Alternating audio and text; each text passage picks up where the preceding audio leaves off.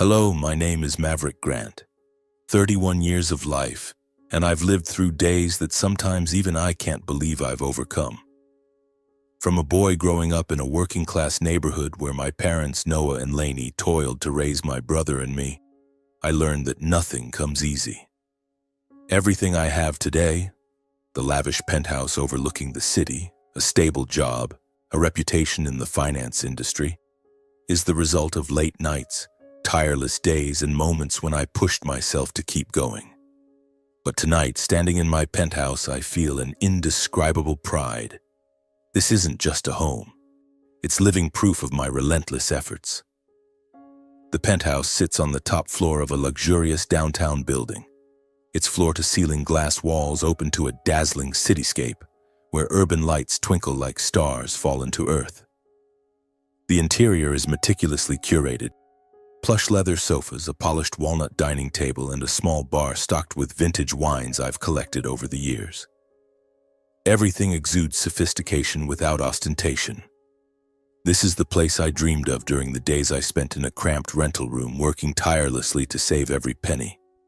And now, that dream is real. I still remember the day I signed the contract for this penthouse. It was a rainy afternoon, and I stood by the window of my company's office, pen in hand, heart pounding. The real estate agent looked at me with a mix of admiration and surprise. "You're so young and already buying a place like this?" "Impressive." I just smiled, but inside a wave of emotion surged. I thought of my parents, who sacrificed their lives to raise me and Logan. I thought of the years buried in work, learning to invest, and the failures that made me want to give up. But I never stopped. And now, I had a place to call home, a place that was truly mine. To celebrate, I hosted a small party at the penthouse. I wanted to share this joy with the most important people in my life: my parents, a few close friends from college, and some trusted colleagues. I spent the whole day preparing. Trays of food were elegantly arranged: grilled Wagyu beef, olive oil-dressed salads, and desserts from my mother's favorite bakery. I played soft jazz music, creating an atmosphere both warm and refined. As guests arrived, laughter filled the air, mingling with the warm glow of candles I'd lit around the room. My father, Noah, clapped me on the shoulder, his eyes shining with pride. "Son, you've made us so proud." My mother, Lainey, hugged me tightly, tears glistening. "Maverick, you've achieved what we never dared to dream." I looked around the room, my heart swelling with happiness. Friends raised their glasses in a toast. Colleagues marveled at the view from the penthouse balcony. I stood there, wine glass in hand, savoring every moment. This wasn't just a house. It was a symbol of my independence, of the years I fought to prove I could make it. I vowed to myself to protect this place, to safeguard my achievement no matter what. But that joy didn't last forever. A few weeks after the party, Logan, my younger brother, showed up. Logan, 25, is the golden child of the family. He's my opposite in every way. While I grew up with a sense of self-reliance, Logan was spoiled from a young age. Whatever he wanted, designer clothes, expensive toys, lavish trips, he got. I don't blame my parents. I know they just wanted to make up for the hardships our family endured. But it turned Logan into someone selfish, accustomed to indulgence, and sometimes dismissive of others. He had just returned from 4 years studying abroad in Europe, bringing with him a suitcase full of designer clothes and the smug attitude I knew all too well. I still remember the afternoon Logan knocked on my penthouse door. I had just come home from work, exhausted after a long day of meetings. He stood there, grinning widely, his suitcase parked beside him. "Big brother," he called out, his voice brimming with enthusiasm as if we were close. "Heard you got a fancy penthouse. Let me check it out." I invited him in, partly out of courtesy, partly to avoid upsetting our parents. Logan stepped inside, his eyes lighting up as he looked around. "Man, you're living large. This place must cost millions, right?" He ran his hand over the dining table, peeked at the bar, and flopped onto the sofa as if he owned the place. We talked for a while. Logan regaled me with stories of his time in Europe, lavish parties, women he met, and reckless spending I didn't care to hear about. I nodded along, trying to keep things light. Then, as I'd predicted, he started circling around to his real point. "Hey bro, I just got back and things aren't quite settled yet. So, can I crash here for a bit? Just a few weeks, I promise." He looked at me with pleading eyes, but I knew Logan too well. His bit could stretch into months, even years. I wanted to say no right away. This was my home, the result of my sweat and sacrifice. I didn't want anyone, even my brother, turning it into their playground. But then I thought of our parents. I knew if I refused, Logan would run to them whining, and they'd guilt me for not loving my brother. "Family comes first," my mother always said. I sighed and nodded reluctantly. "Fine, but just for a short time, Logan. I have my own life, you understand?" Logan nodded eagerly, his smile radiant. "Of course, bro. I won't be a bother." But deep down, a sense of unease crept in. I knew Logan. I knew he never kept his promises. And I knew my penthouse was now at risk of being invaded. At first, Logan kept up appearances. He woke up earlier than usual, put on a dress shirt, and pretended to browse his laptop as if job hunting. "Bro, I just sent applications to a few big companies," he said, his voice brimming with confidence. I nodded, trying to believe his promises, though deep down I remained wary. But it didn't take long for the facade to crack. The few weeks he promised stretched into 1 month, then 2. He stopped mentioning job searches altogether. Instead, Logan began turning my penthouse into his personal playground.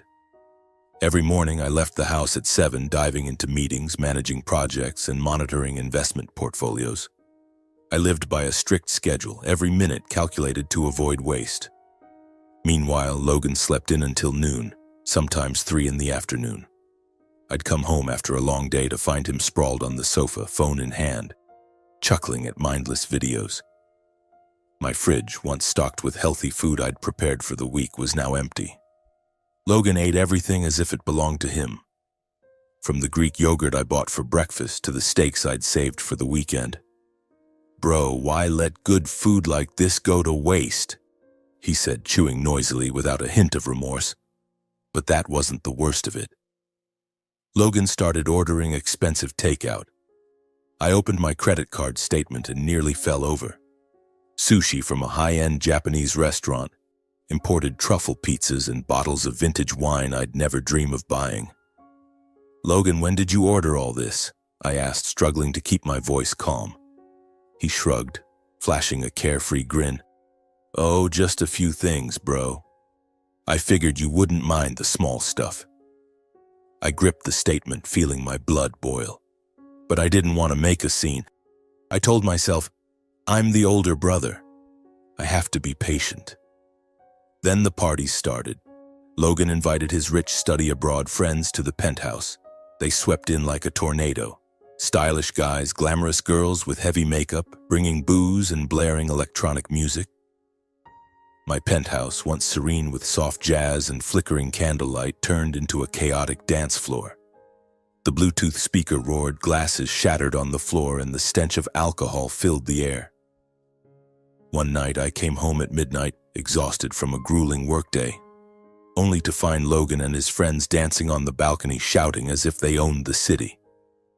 "Logan, can you turn the music down? I need to rest," I said, my voice trembling with restraint. He turned, smirking. "Come on, bro, lighten up. Life's too short." I stood there, watching my beloved home become Logan's playground, a wave of helplessness washing over me. I tried talking to him. Multiple times I sat him down, choosing quiet moments to reason. "Logan, you're 25. You need to find a job, build your own life. I can't take care of you forever," I said gently, trying not to let my emotions take over. But he just laughed, that dismissive laugh that told me he didn't care. "Relax, bro, I'm looking for work.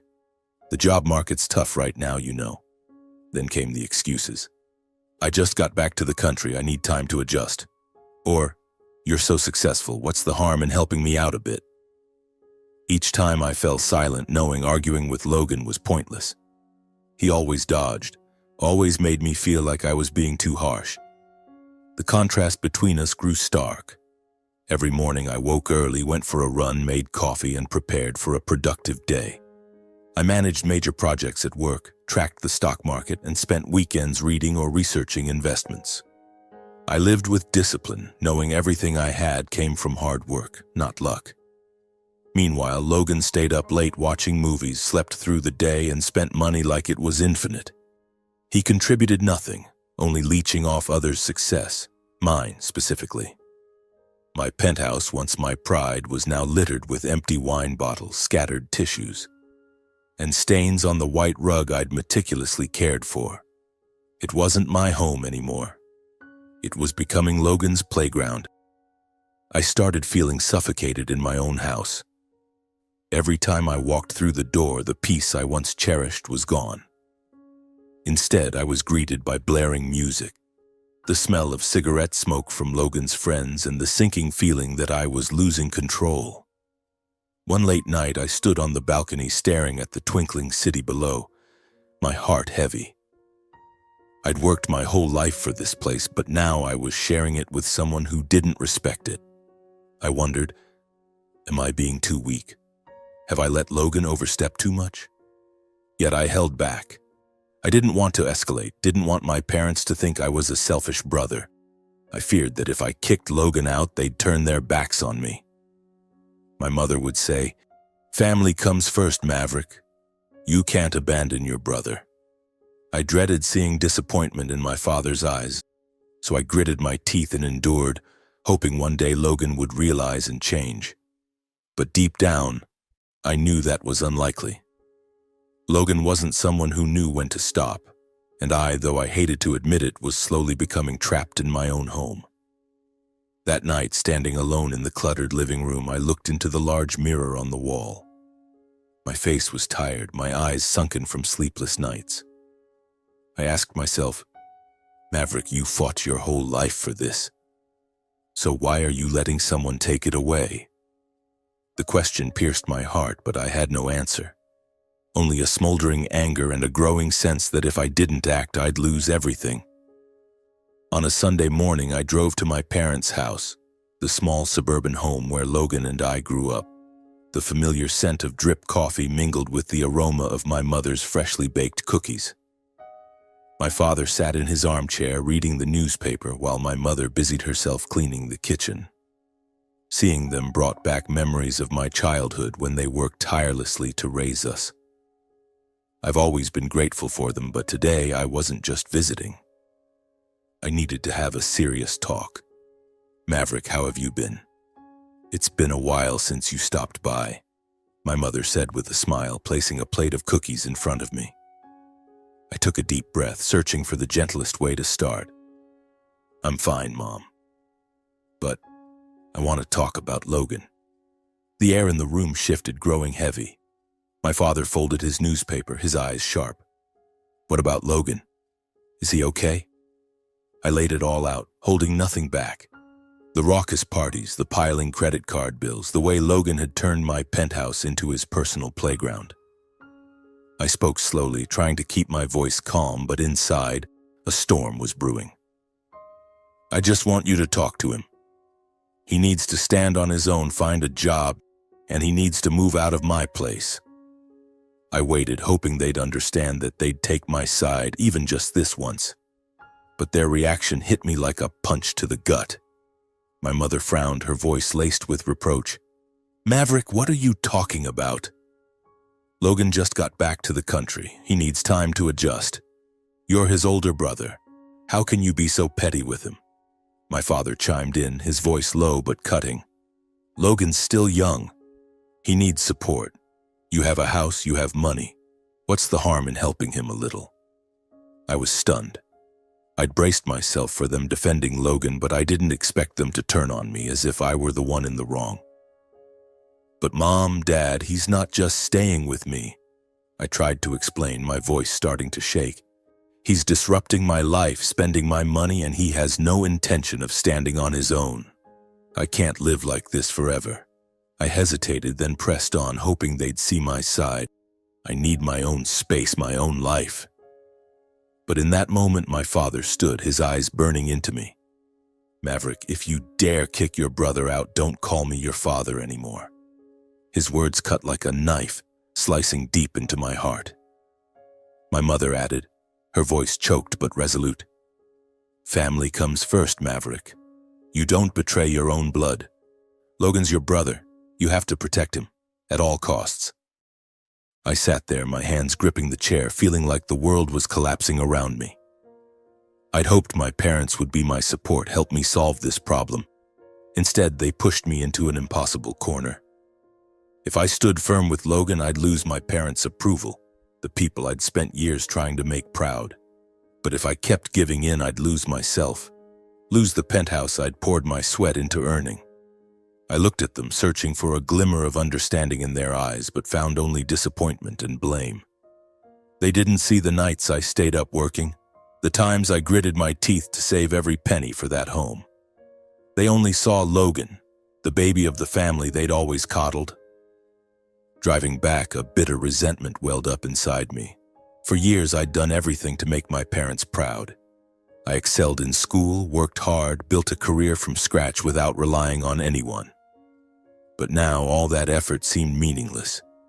My penthouse, the symbol of my independence, had become Logan's crash pad, and I didn't even have the right to say no. I felt like a prisoner, not of Logan, but of my family's warped sense of love.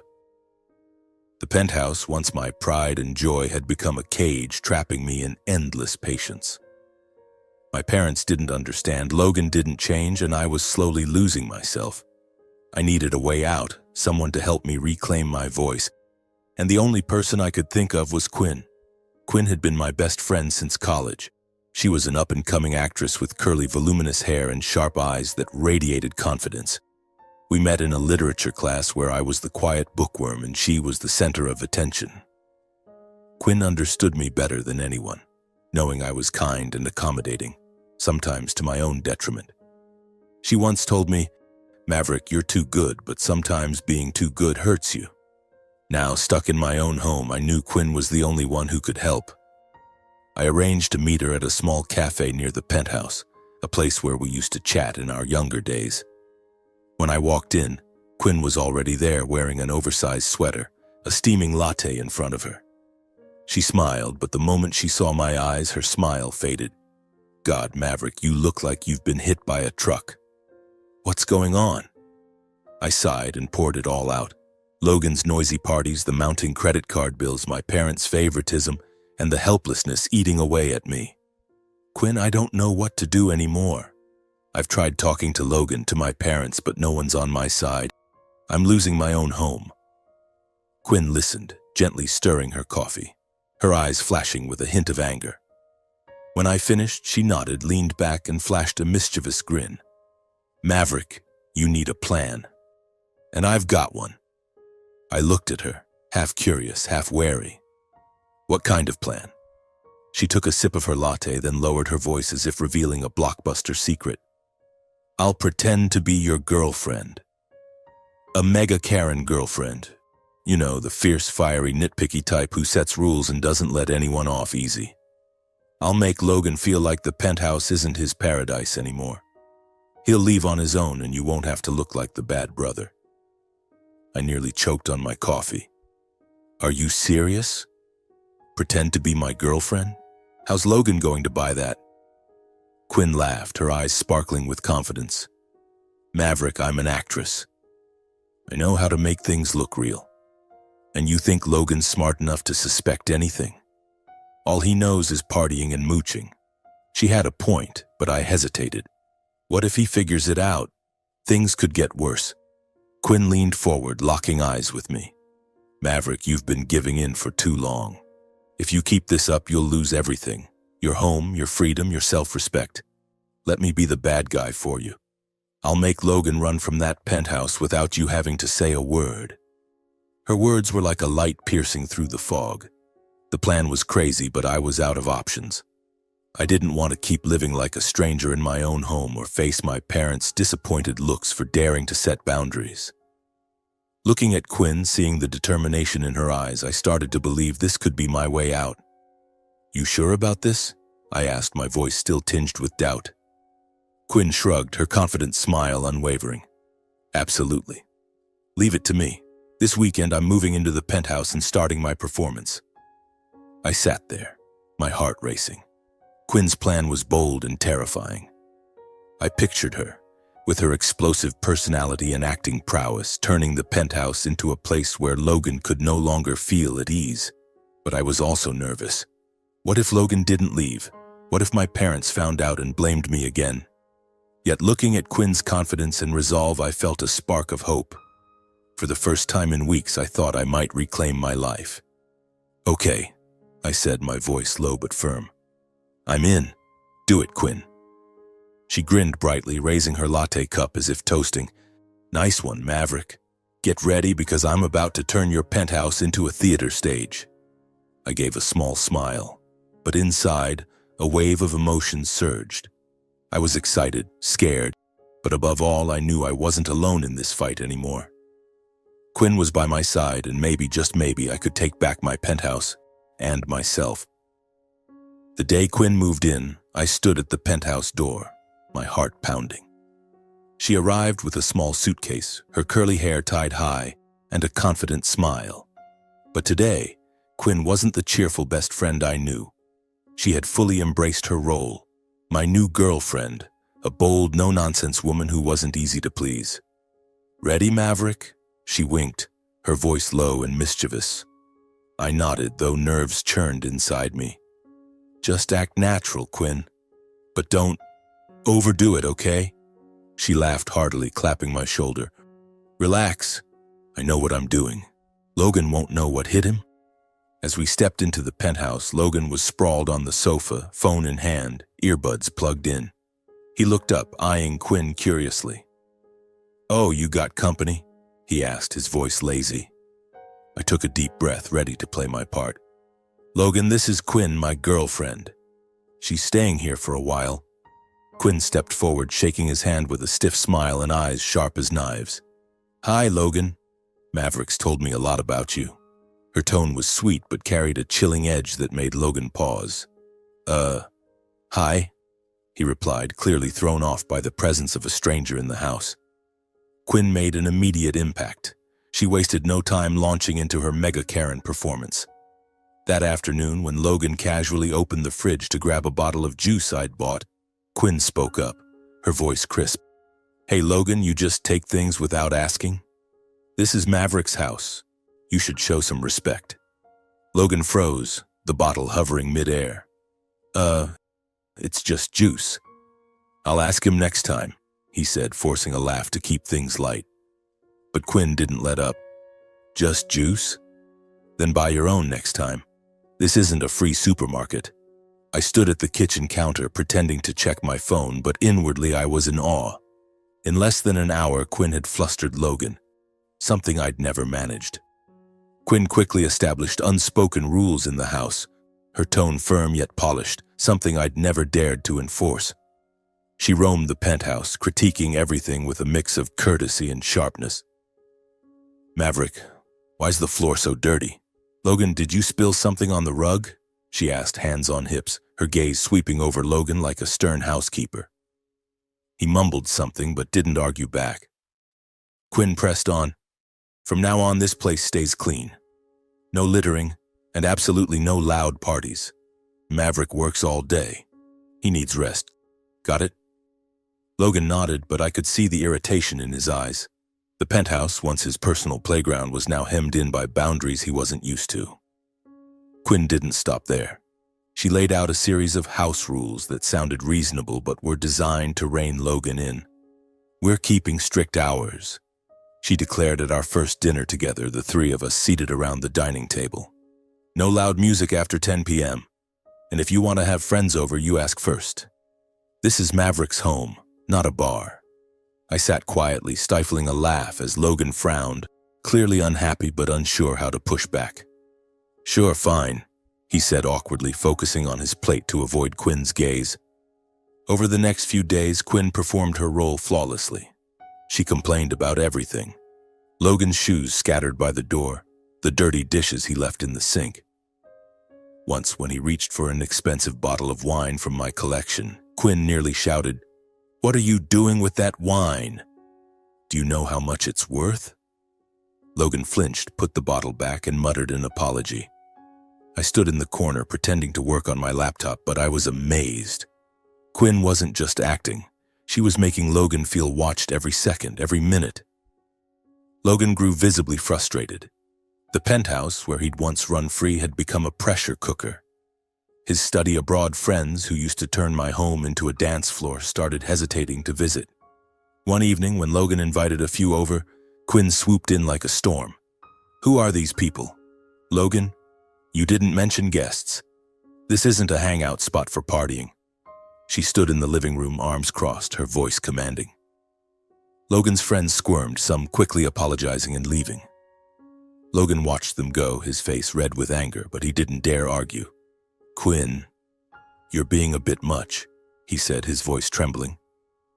Quinn raised an eyebrow. "Too much? You're crashing at my boyfriend's place, Logan. Want freedom? Get your own house." I played neutral as Quinn and I had planned. Whenever Logan shot me a pleading look, I shrugged or gave a vague smile. "Listen to Quinn, Logan. She's just looking out for the house." I said it casually, but inside I felt an odd relief. For the first time in months, Logan was on the back foot and I wasn't the villain.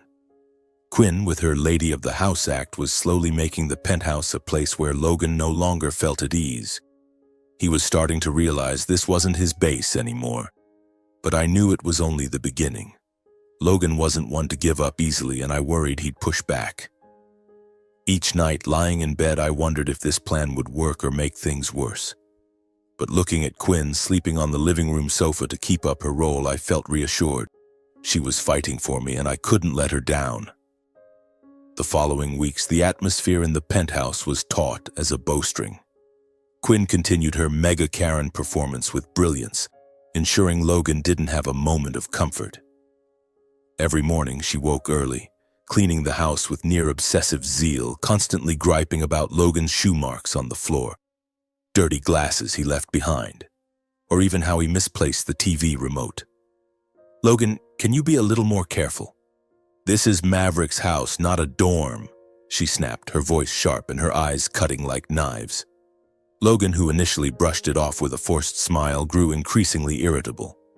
He stopped sleeping in until noon, not because he wanted to change, but because Quinn deliberately ran the vacuum cleaner or blasted classical music right outside his room in the early hours. Logan's friends, who once turned the penthouse into a dance floor, began to stay away. One time, when a group showed up, Quinn stormed in like a hurricane, broom in hand, her voice icy. "What are you people doing here?" I said no gatherings without notice.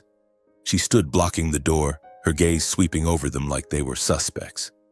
The group faltered, some mumbling apologies before leaving. One guy tried to argue. "Chill, lady, it's just a small get-together." Quinn raised an eyebrow and shot back. "Small? Don't forget you lot broke Maverick's crystal glass last time and ate all the food. This isn't your playground. Want to party? Go to a bar. Out now." Logan stood there, his face flushed, but he didn't dare speak. I sat in the corner, pretending to read the news, my heart pounding with a mix of excitement and nerves. Logan grew more frustrated. The penthouse, once his paradise for partying, now felt like a prison with strict rules.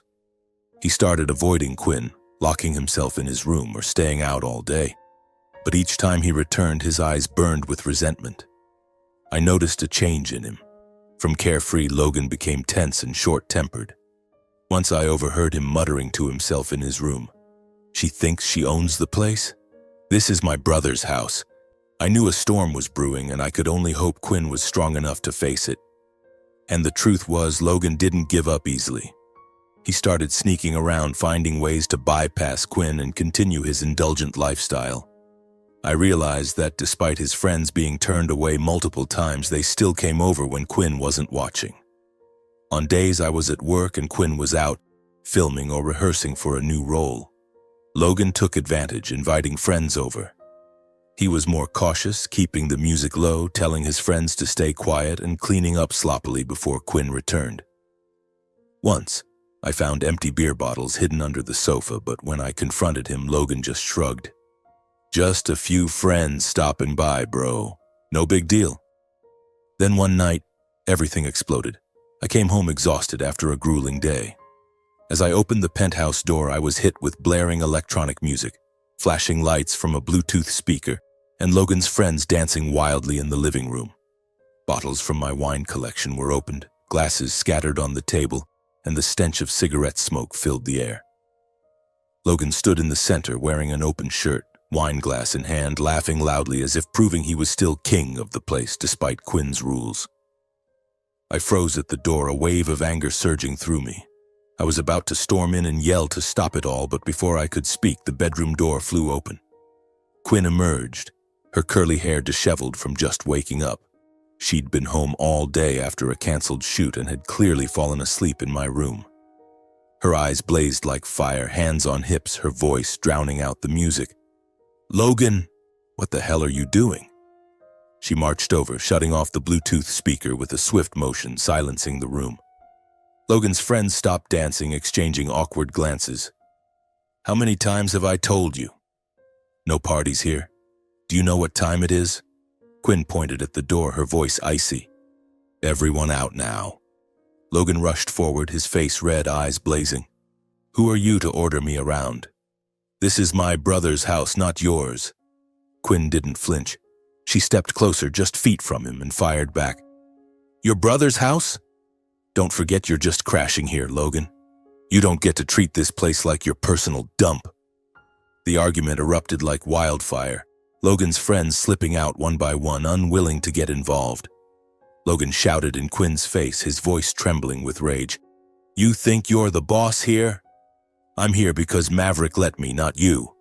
Quinn smirked, unshaken. "Maverick let you?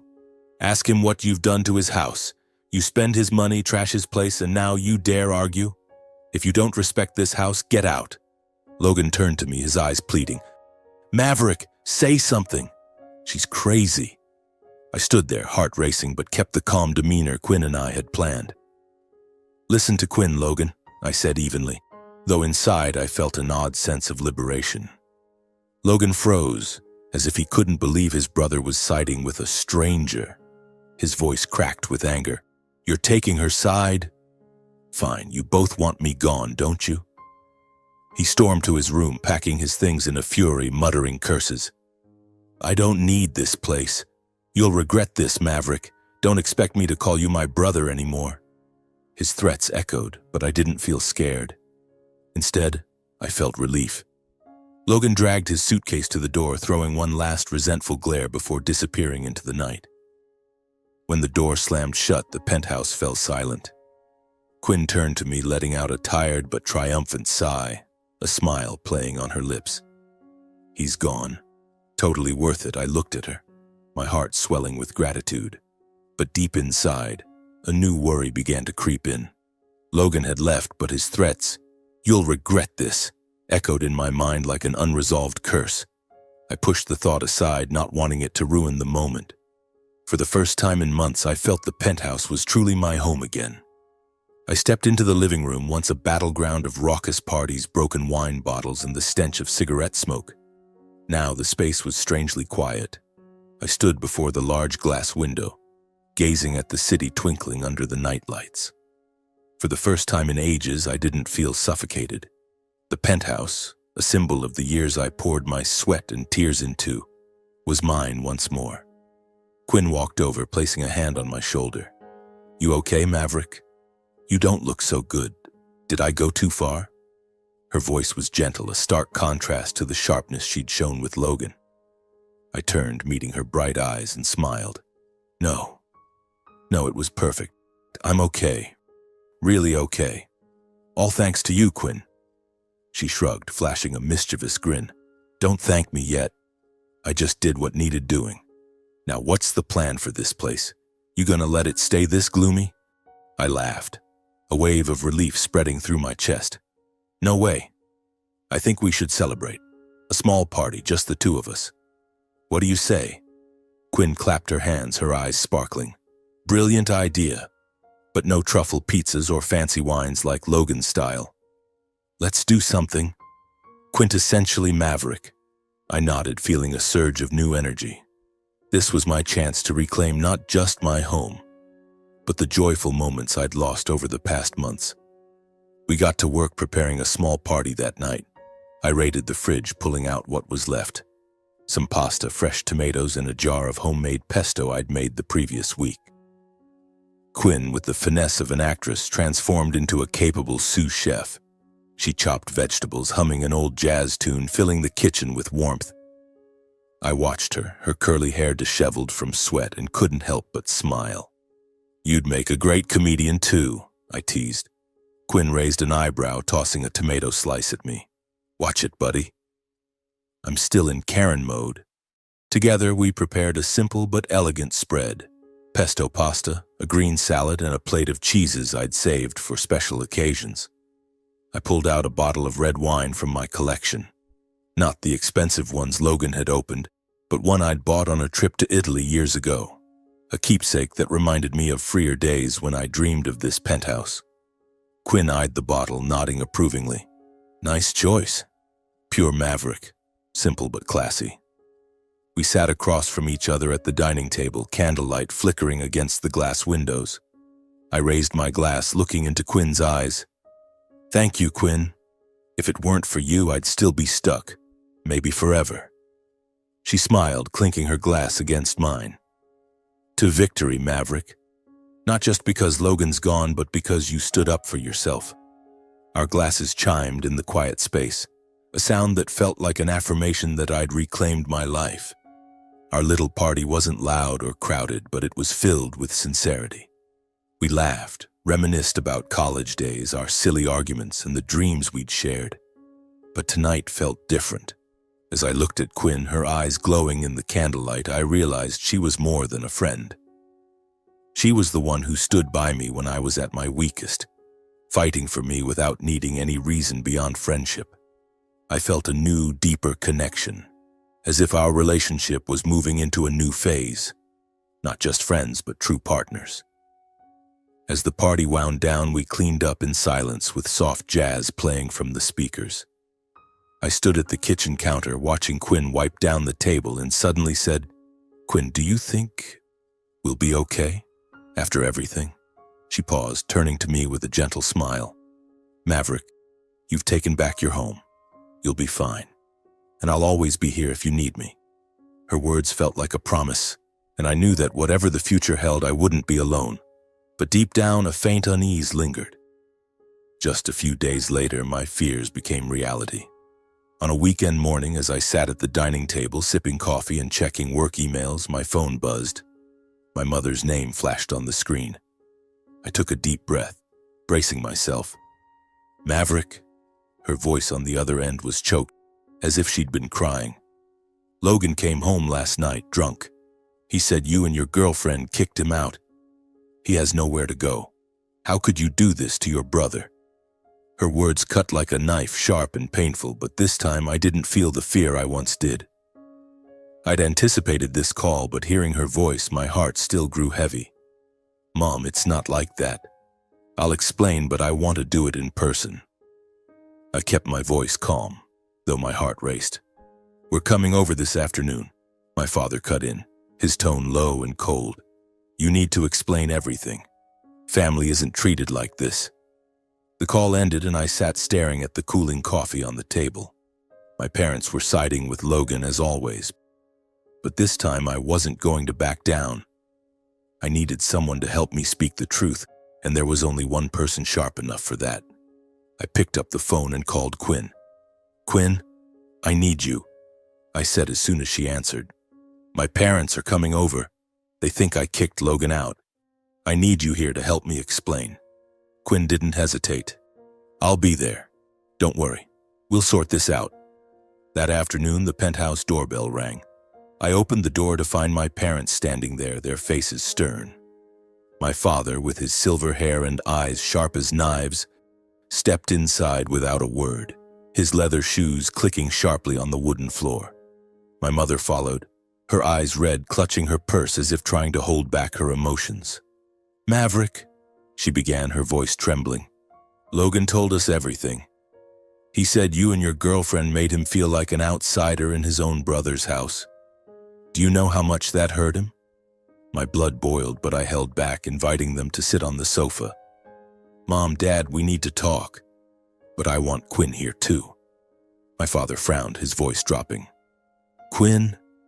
Who is this girl to interfere in our family matters?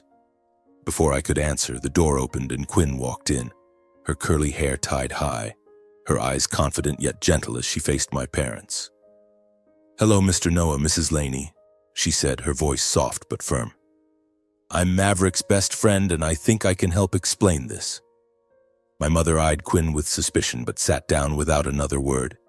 I poured water, trying to ease the tension, but my mother didn't wait. Maverick, you're the older brother. You have a house, a career, and Logan's still finding his way. How could you let this girl, she pointed at Quinn, kick your brother out? You know how much he needs you, my father added, his voice almost a growl. Family comes first, Maverick. You don't turn your back on your brother for an outsider. My chest tightened, but I didn't argue. Instead, I looked at Quinn, signaling her to speak. I knew I needed her, not just to stay calm, but to say the things I'd never dared confront my parents with. Quinn sat down across from them, her eyes calm but powerful. Mr. Noah, Mrs. Laney, I know you love Logan. I'm not here to judge that love, but I want you to face a truth. She paused, taking a deep breath, then continued, her voice gentle but sharp as a blade. Logan has been spoiled since he was young. Everything he wanted was given to him. I know you wanted to make up for the hardships you faced, but that's made him unable to stand on his own.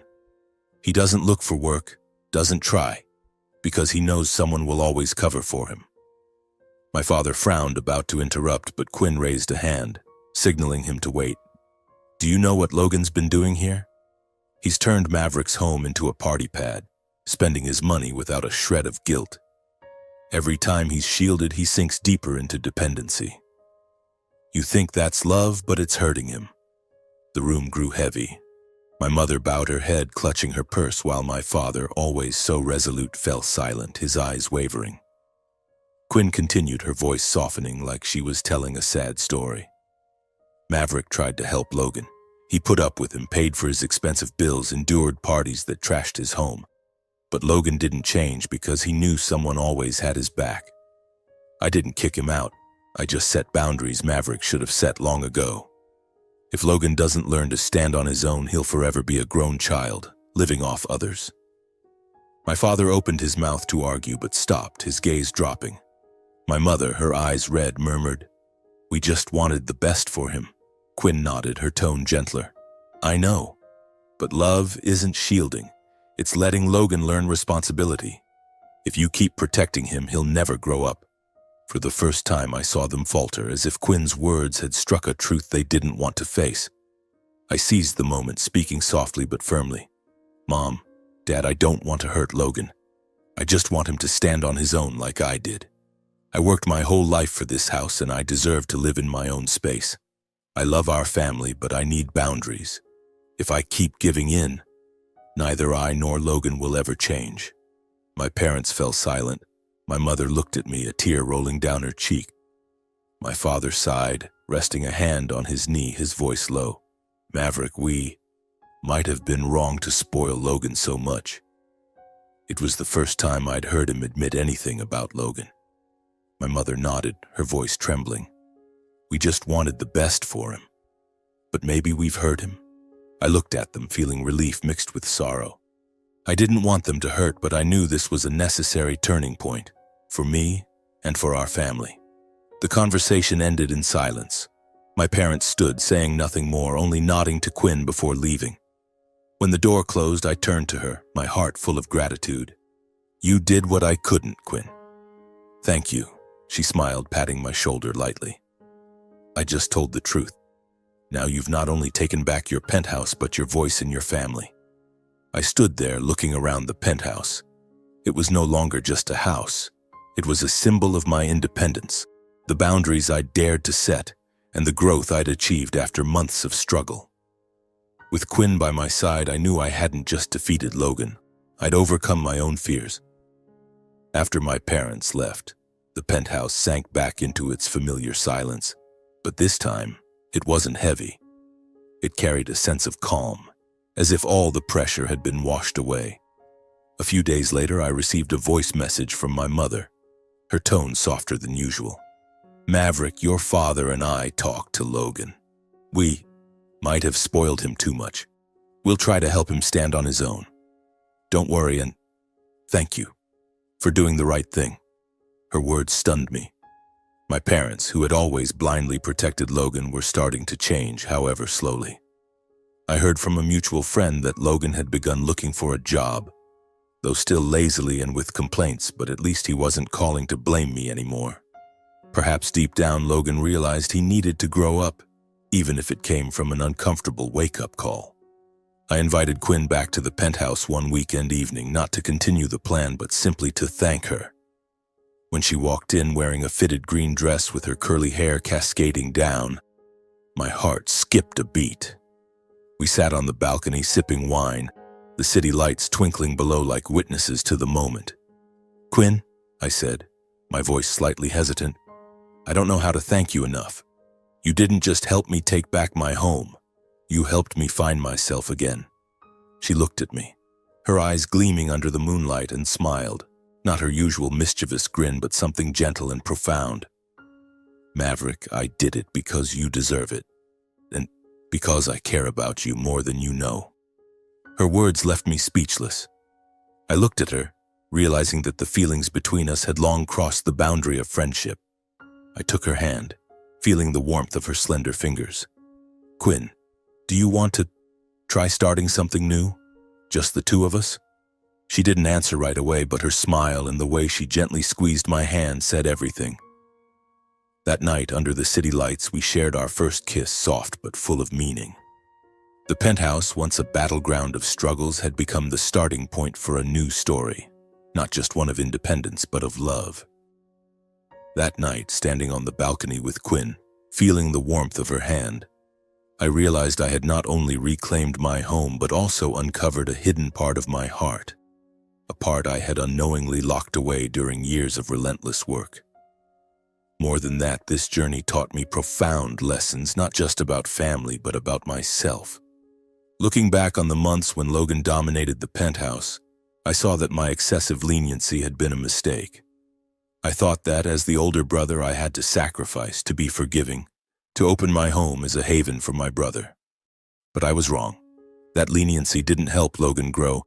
It only emboldened him to overstep, turning my home, the fruit of my sweat and tears, into his personal playground. I let him cross my boundaries, not just in this house, but in my self-respect. The first lesson I learned was this: loving yourself and setting boundaries isn't selfish.